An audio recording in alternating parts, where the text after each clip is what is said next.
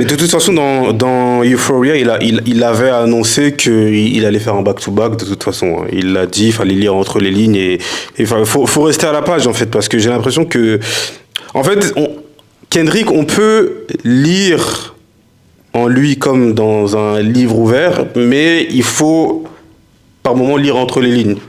Et c'est ça qui est marrant avec lui, c'est que non seulement tu peux te faire ta propre. C'est un peu comme un film de Christopher Nolan, hein, j'ai envie de te dire.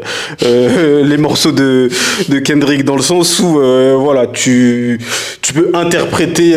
En tout cas, il te donne la liberté d'interpréter des trucs comme toi tu le veux. Je sais pas, Là, il accepte clairement le fait que l'identité d'artiste avec celui d'être rappeur, parce que là, on est là en train de regarder ces morceaux comme si c'était une œuvre d'art, et essayer comme encore, je veux le dire plusieurs fois, disséquer le moindre le vers, moindre détail, bien sûr. le moindre mot à regarder, les gens ils reviennent, après il y a le jeu de Twitter, mais quand on écoute son son, on se dit ouais, est-ce que j'ai raté quelque chose? Tu vois, alors que Drake, on a compris directement, c'est plus facile, on a compris directement, ça veut pas dire qu'il y en a un qui est meilleur que l'autre, mais quand on s'attaque à un son de Kendrick, on est là, on est posé, en train de faire. C'est comme si c'était un sujet d'étude. C'est drôle de dire ça, on dirait que c'est un sujet d'étude. Bien sûr, bien sûr, bien sûr. Et elle est là, j'ai envie de dire, toute la pose, la beauté de l'artiste, elle réside dans ça.